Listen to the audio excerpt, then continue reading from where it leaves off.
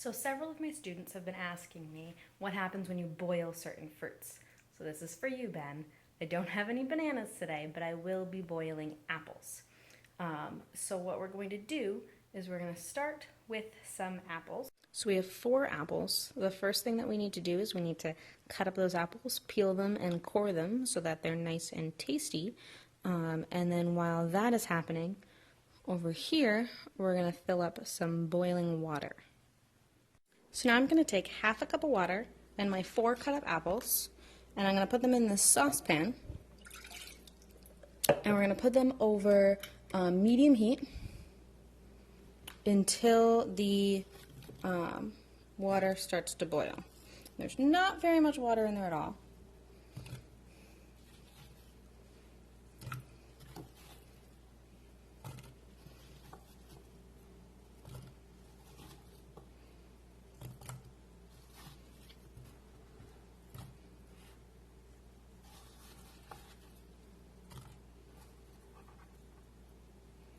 Okay, so we're going to leave those in there.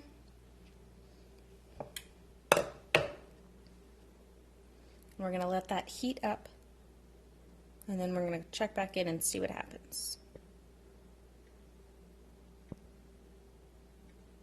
Alright, so it's been about 10 minutes. Still not quite at a boil, Still not quite at a boil, but nearly there. I just wanted to point out to you how much more liquid there is now than when I started. So my apples are starting to condense in on themselves. And actually the heat is causing them to break down, and I'm making almost like apple juice in here. So just a couple more minutes and they should start to come to a boil. So it's just now coming to a boil, and so I can see here that actually now all my apples kind of fit within that liquid. There's significantly more liquid than there was when I started, and my apples are actually much softer, or I can kind of squish them with my spoon, kind of break them into smaller pieces.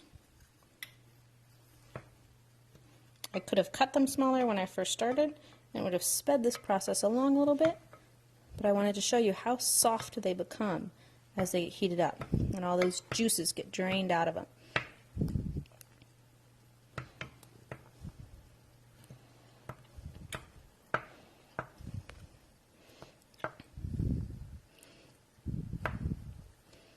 So now that I've got it up at a boil, I'm going to squish all my apples. I'm going to break them into those smaller bite-sized pieces that you might want in applesauce.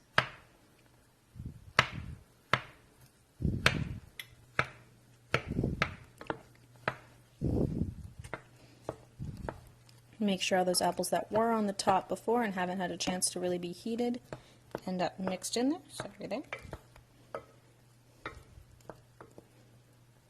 Still got a couple big ones in here.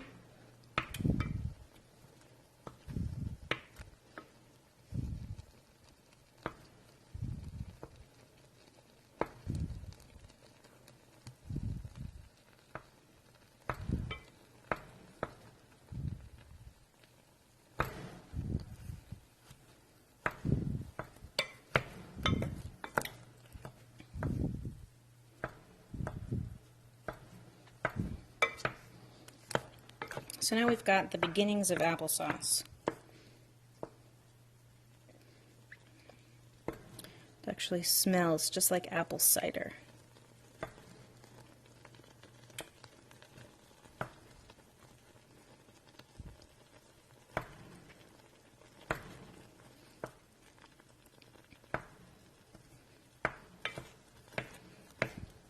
Okay, so you can see how it's all kind of mushy now.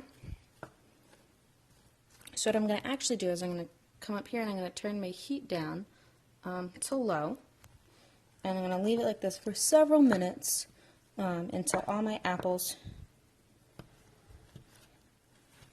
have kind of all become that mushiness.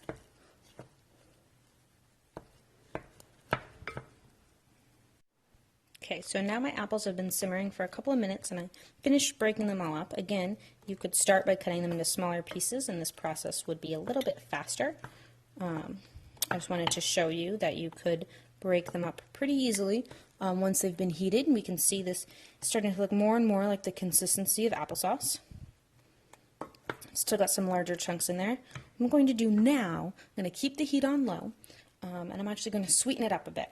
So I have here, I have 8 teaspoons of sugar, I have 1/8 of a teaspoon of cinnamon, and I have just a dash of nutmeg. I've actually cut my original recipe in half. Normally you would use 1/3 of a cup of sugar, 1/4 of a teaspoon of cinnamon, and 1/8 of a teaspoon of nutmeg. So we're going to mix that in, and that sugar is actually going to do a great job in helping us break down the rest of the apples. So even in the finished product here, we will still have some whole chunks of apples because that's how I like my homemade applesauce. However, if you prefer your applesauce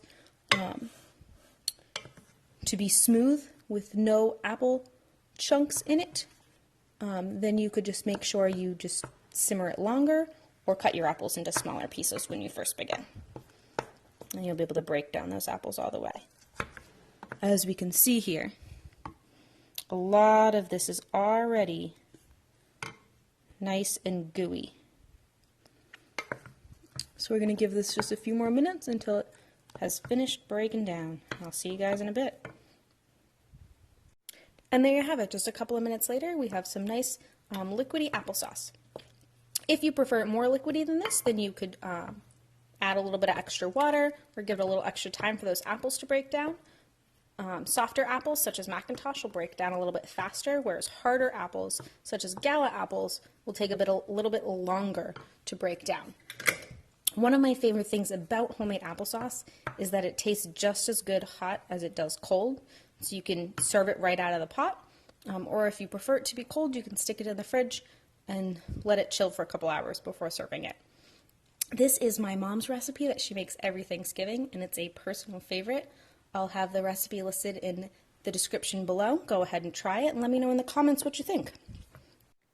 Thanks for watching my video. Don't forget to hit that like button if you enjoyed it, and let me know in the comments below if there's any other recipes or experiments you'd like me to try.